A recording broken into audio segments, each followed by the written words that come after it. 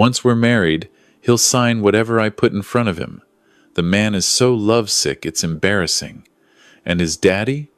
That old fool won't know what hit him until the land's already gone. That's what I heard my son's fiancée say on the phone, standing in the hallway of my own home on Thanksgiving night, while my son was in the kitchen carving the turkey.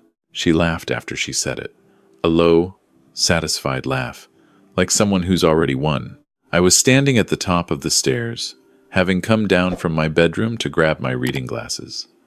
I stopped cold on the third step from the bottom. The pocket door to the sitting room was half open, and through the gap I could see her silhouette near the window, her back turned, her voice kept low the way people keep their voice low when they're saying something they know they shouldn't.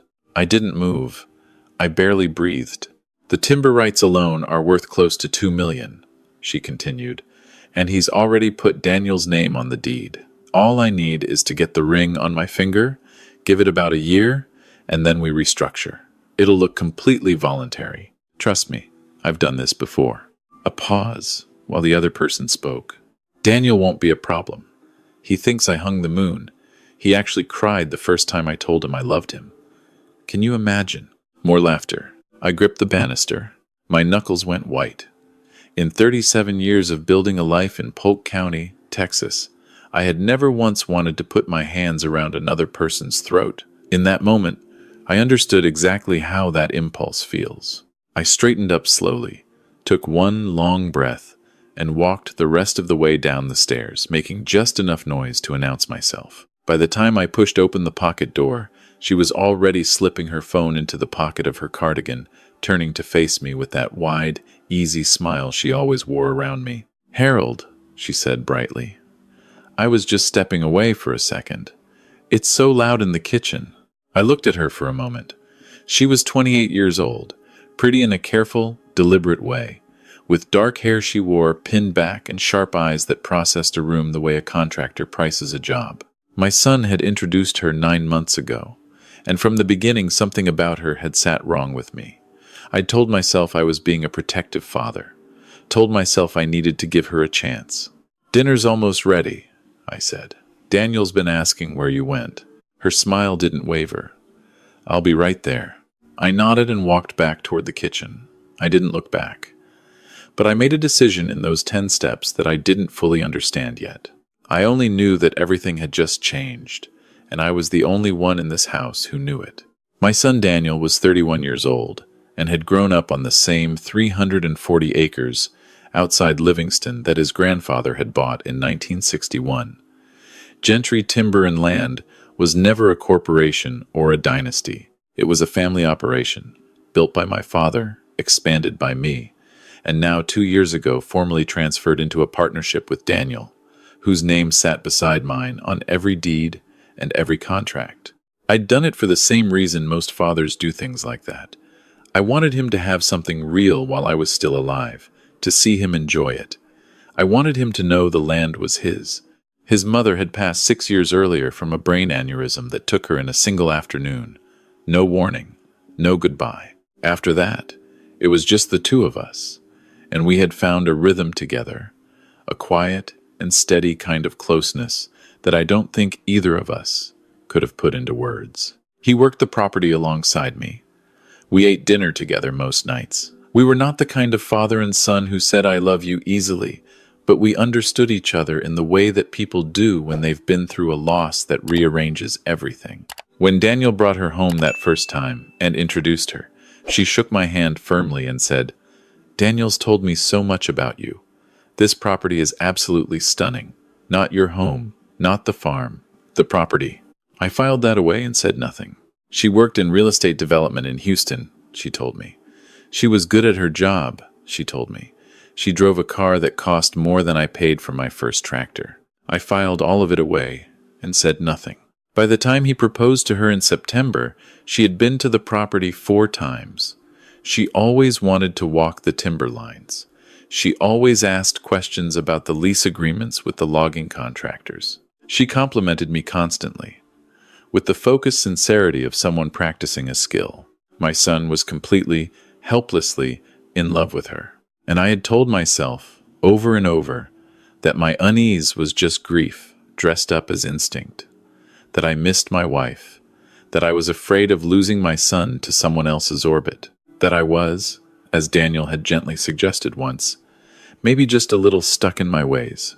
Thanksgiving night ended that conversation I'd been having with myself. I lay awake until 2 in the morning, staring at the ceiling fan, listening to the house settle. By the time light started coming through the curtains, I knew what I had to do, and I knew I had to do it carefully. My son hadn't believed me when I'd mentioned, months ago, that her questions about the property felt a little clinical. He'd laughed it off, said I'd feel differently once I got to know her better. If I walked into his room right now and told him what I'd heard, he would look at me the same way with that patient, slightly wounded expression that meant he thought I was projecting. He was in love. People in love are the last ones to see the thing clearly. I was going to need more than what I heard through a cracked door. I was going to need proof that no one could argue with. I called Pete Ramos at 7 the next morning. Pete had run a private investigations firm in Beaumont for 22 years before semi-retiring to a small office in Lufkin. We'd met a decade ago during a boundary dispute with a neighboring landowner. Someone had been quietly moving survey markers on the eastern fence line, and Pete was the one who documented it on camera over 3 weeks. He was methodical, patient, and utterly without drama. Exactly what I needed. "Pete," I said when he picked up, "it's Hal Gentry. I've got a situation." He was quiet for a moment. "How bad?" "My son is engaged to a woman who I believe is targeting the property." "What makes you think so?" I told him exactly what I'd heard. Every word, including the part about having done this before. Pete listened without interrupting. When I finished, he said, "That last part's important.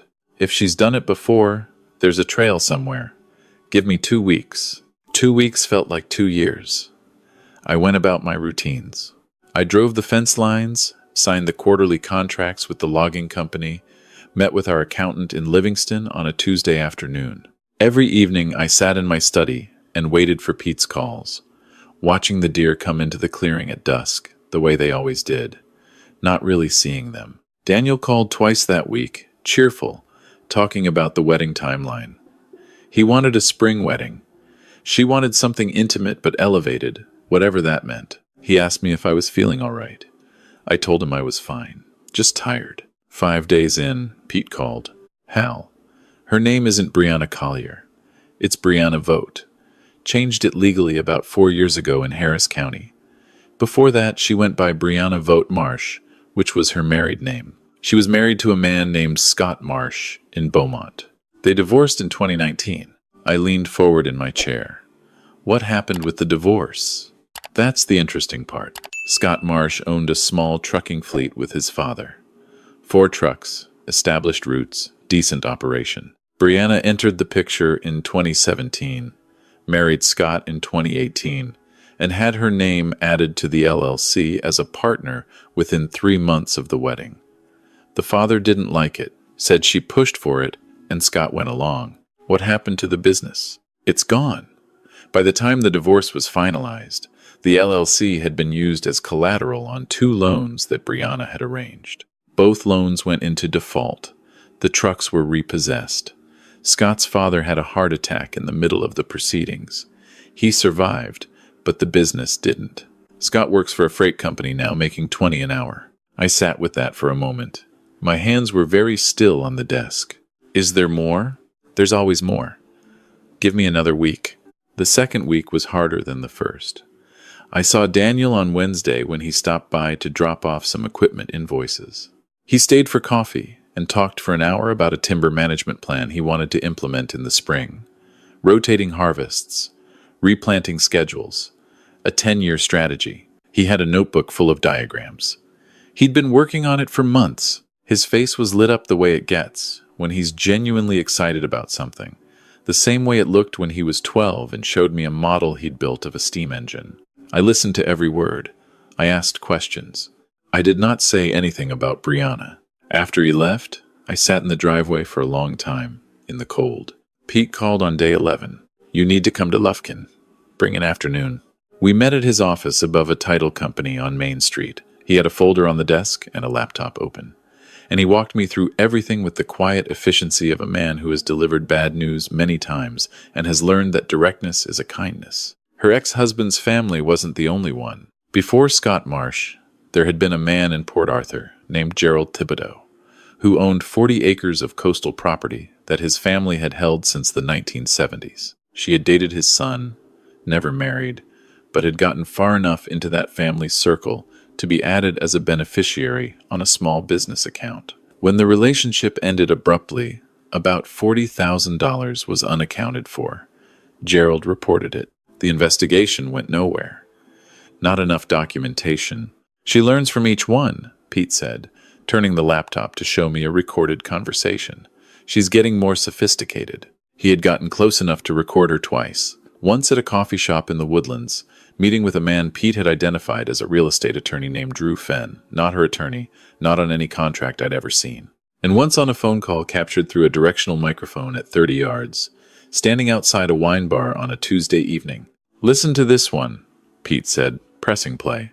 Her voice was relaxed, almost playful. "The structure is simple. Once we're married, and I'm on the timber partnership as a spouse, we petition to restructure the lease agreements through a new LLC. The old man signs off on it because Daniel tells him to. It looks like normal estate planning. By the time anyone realizes the original lease revenue is being redirected, we're already 2 steps ahead. The land itself stays on paper, but the income disappears." A man's voice. "And Daniel?" A pause. "Daniel is a sweet man. He's going to be very sad when our marriage doesn't work out, but by then, the restructuring will be done and the partnership dissolution will favor my shares. I've had Drew look at the original deed transfer. Hal made some mistakes when he moved the titles. There are gaps we can use." Pete stopped the recording. I realized I had been gripping the edge of the desk. "Who's the man she's talking to?" I asked. "Drew Fenn, the attorney. We believe he's a former colleague from her time working at a development firm in 2018. He's not licensed in Texas anymore, disbarred for mishandling client funds." I pushed back from the desk and walked to the window. Below me, Main Street was going about its ordinary business. A woman was walking a dog. 2 men were loading boxes into a hardware store. Everything completely normal. "The gaps," she mentioned, I said. "In the deed transfer. I had a land attorney look at the transfer documents. There are some, not catastrophic, but exploitable under the right circumstances." I turned back to face him. "What do I do with all of this?" Pete folded his hands on the desk. "You have a few options. You can take it to the DA's office. What you have is compelling, but there are no criminal charges, yet she hasn't committed the fraud. She's only planned it. The recordings are admissible in Texas for civil proceedings. But criminal use gets more complicated." Or, he paused. "You can set her up to commit the fraud on the record. Let her make the move, document it with witnesses, and hand the whole package to the DA at once. Cleaner. More prosecutable. More dangerous," I said. "Yes, because you'll need Daniel involved. And he doesn't know yet." That was the part I had been dreading. I drove home and sat in the kitchen for a long time. There was a photo on the refrigerator that Daniel had put there years ago. Before his mother died, the 2 of us on the back 40 on a fall morning. He was about 17, both of us grinning at something that was just off frame. His mother must have been the one holding the camera. I picked up the phone and called my attorney. Her name was Carol Pruitt, and she'd handled Gentry Timber's legal affairs for nearly 15 years. I gave her the short version and asked her to come to the property on Saturday morning. Then I called Pete back and told him I wanted to set the trap. I told Daniel on a Friday evening. I drove to his house in Livingston, a 2-bedroom place near the lake that he'd bought 3 years ago, and I sat down at his kitchen table and put Pete's folder in front of him without saying anything first. He looked at the folder, then at me, and his expression was already cautious. "What is this?" "Read it," I said. "Take as long as you need." He read in silence for 20 minutes. At some point he stopped reading and just sat very still. I watched his face move through expressions I recognized from when he was a boy: confusion, resistance, the particular stillness that comes just before something cracks. "This could be misinterpreted," he said finally. His voice was very careful, controlled. "Daniel, The recording, you don't know the context. Son, he looked up. I know this is the last thing you want to hear from me. I know that. I've been sitting on this for 2 weeks trying to figure out how to tell you, and there's no version of this that doesn't hurt. But I am your father, and I will not watch this happen to you and pretend I don't see it. He put the folder down on the table. He pressed his hands flat against the surface. He didn't say anything for a long time. She told me you'd do something like this, he said quietly. I kept my voice steady. What do you mean? A few weeks ago, she said she felt like you'd never accept her, that she thought you were looking for reasons to disapprove. He paused. She said I might have to choose eventually. I let that sit between us. She said that, I repeated. I thought she was being insecure. I told her she was wrong. He picked up one of the photographs Pete had included her and Drew Fenn at the coffee shop, leaning over documents, her finger pointing at something on a page. He studied it for a long time. When was this taken? 3 weeks ago. Tuesday morning. She told me she was in Dallas that week, a development conference. He set the photograph down very carefully, like it was made of something fragile. Neither of us spoke for a while. What do you want me to do? He said, finally. I need you to help me give her the opportunity to do exactly what she's planning. On the record, with witnesses.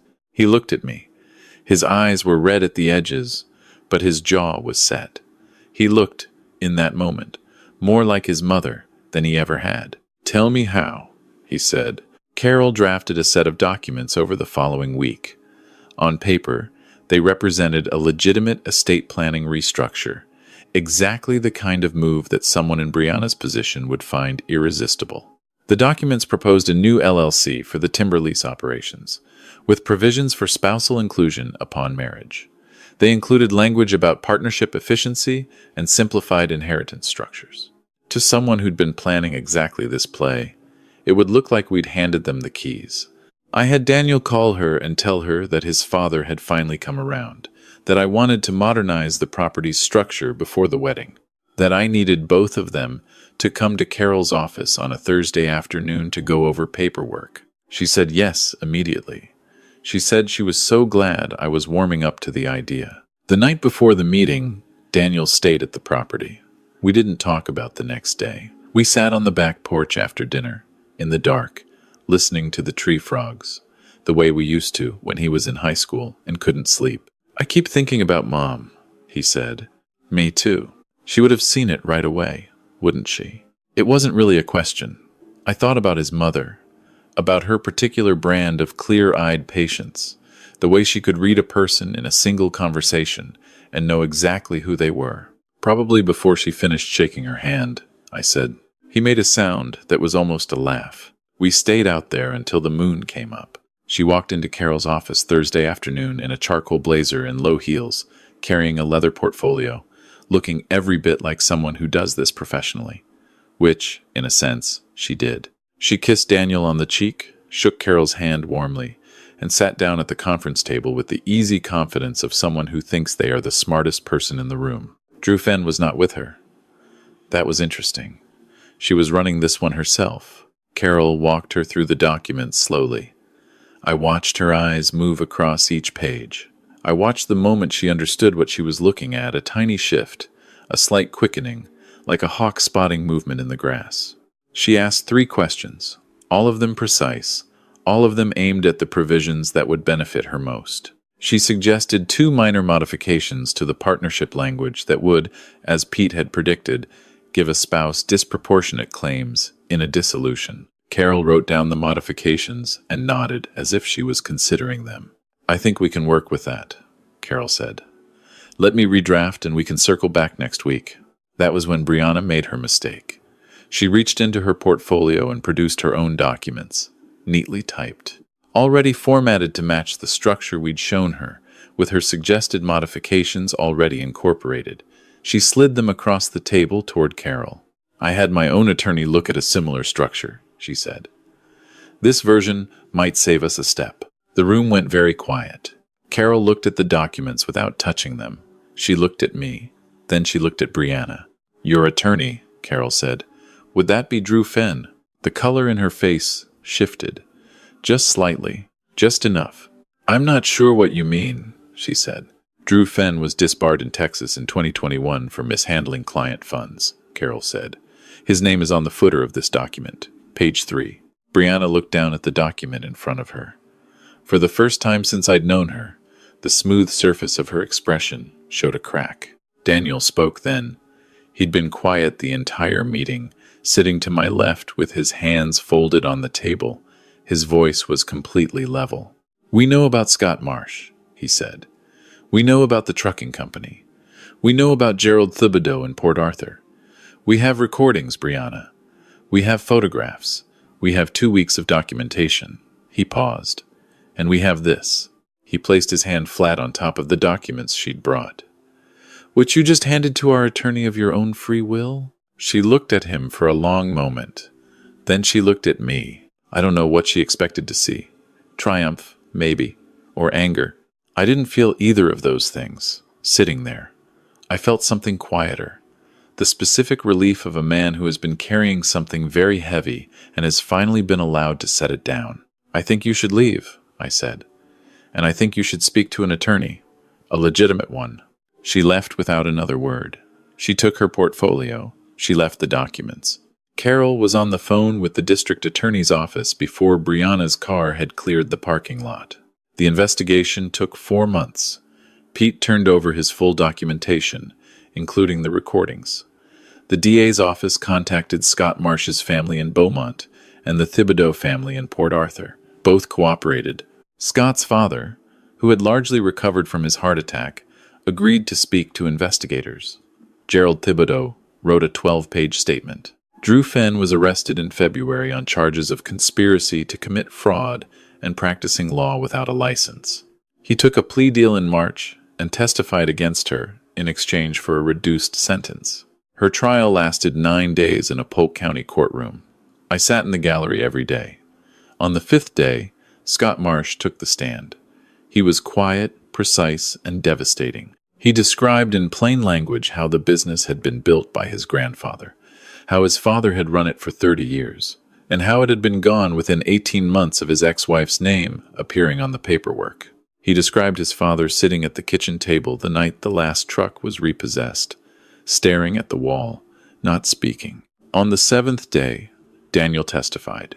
I watched my son sit in that witness box and describe, in front of a full courtroom, how he had been manipulated, how he had argued with his father on her behalf, how he had believed, completely, that the woman he loved was exactly who she said she was. He spoke without self-pity, which made it harder to listen to, not easier. At one point, he looked directly at the jury and said, "I'm not telling you this so you'll feel sorry for me. I'm telling you this so you understand what she does and how she does it, and so it doesn't happen to the next person." I had to look at the floor for a moment after he said that. The jury deliberated for 6 hours. Guilty on all counts. Conspiracy to commit fraud, attempted theft by deception, and fraudulent use of legal instruments. She was sentenced to 9 years. As the court officers led her past the gallery, she glanced toward the defense table, toward her attorney, toward the door everywhere except at me or Daniel. But at the last moment, just before she reached the door, she looked back. Our eyes met. I didn't say anything. There was nothing to say that the last 9 days hadn't already said more clearly. I thought about what Pete had told me, months ago, sitting in his office in Lufkin. She's getting more sophisticated. It occurred to me, watching her walk out of that courtroom, that this was the first time she had been stopped. Every other time, she had walked away.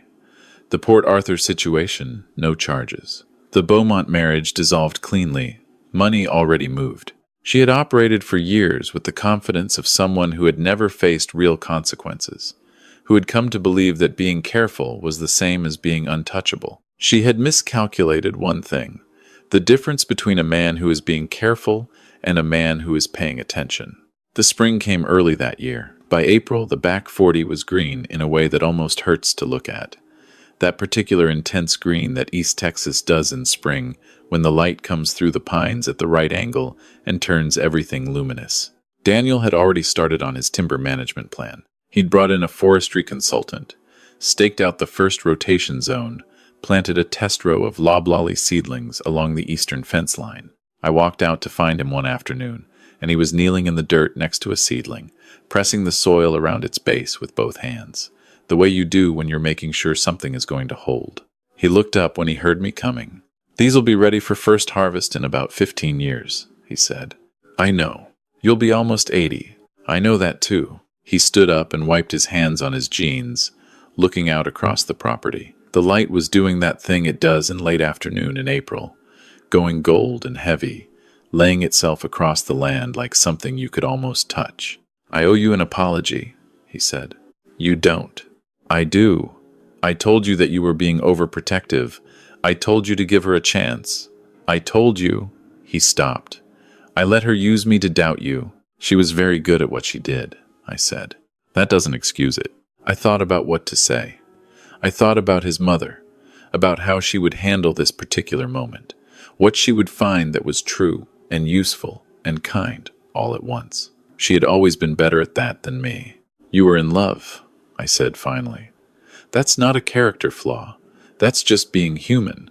And when it mattered, when I needed you to trust me, you did." He looked at me. "That's the part I'll remember," I said. "Not the rest of it. That's the part that counts." He didn't say anything. He looked back out at the seedling row, at the fence line, at the timber beyond it going green and gold in the late light. After a while, he put his hand on my shoulder, briefly, the way men in my family have always done, instead of saying certain things out loud. We stood there for a while, not talking, watching the light change. The logging contractor called that evening to talk about the summer schedule. I signed a 3-year extension on the lease agreement the following week. Daniel filed the timber management plan with the county. We had dinner together on Thursday nights, the same way we'd been doing for years, and sometimes I'd catch him looking at the property, at the land itself, the fences, the pine ridge line, with the expression of a man who understands, maybe for the first time, exactly what he has. There's something I've thought about a lot since everything ended. People ask what the hardest part was. They expect me to say it was the evidence, or the waiting, or sitting through the trial. But the hardest part was that Thursday night in his kitchen, putting a folder on the table and watching my son's face as he read it. The hardest part was knowing that telling him the truth was going to cause him pain that I couldn't take back, and doing it anyway because the alternative was worse. That's the thing nobody tells you about protecting someone you love. It doesn't always look like protection. Sometimes it looks like the most hurtful thing you've ever done to them. Sometimes the truest form of love is the one the other person resents you for, right up until the moment they don't. My son shook her hand at a charity event 8 months later she was attending through a nonprofit she'd been connected to, and he was perfectly civil, perfectly composed. He told me about it that Sunday over the phone, matter-of-factly, like it was just a thing that had happened. He said it felt like meeting someone from a story he'd read once, a long time ago. Someone who'd had a lot of power over him in the telling, but had no power over him at all now that the book was closed. I thought that was about as well put as anything I'd heard. The 340 acres are still ours. The timber partnership still has both our names on it. The seedlings along the eastern fence line are about 8 inches tall now, which the forestry consultant says is right on schedule. Last month, Daniel told me he'd met someone, a woman who teaches high school biology in Livingston, who grew up in Nacogdoches, who he met at a county land trust meeting where she was advocating for riparian buffer preservation. He said she'd argued with him for 45 minutes about tree spacing requirements, and he'd found it, and I'm quoting directly here, extremely attractive. I told him I'd like to meet her when he was ready. He said he thought I'd like her. He said she asked a lot of good questions. I told him that was a fine thing to say about a person. I'm 63 years old, and I've spent most of those years working land that my father worked before me, learning that the things worth having are the things worth protecting. The things that last are not always the things that look permanent. A contract can be dissolved. A deed can be contested. A business can be taken apart piece by piece by someone who knows which screws to loosen first. But there are things that can't be restructured, can't be collateralized, can't be moved into a new LLC and drained quietly while everyone's looking the other way. What I have with my son is one of those things. I know that now, In a way, I didn't before all of this started. Not because it was tested, I already knew it could survive hard times, but because I watched it hold when it was under the specific pressure of doubt and betrayal, and a very calculated effort to come between us. It held. That's not nothing. That's everything. If you're a parent watching this, trust what you know about your child. Trust the thing in you that knows the difference between fear and instinct. And if you ever find yourself in a hallway at Thanksgiving, hearing something through a cracked door that turns your whole world sideways, take a breath, stay calm, and then get to work.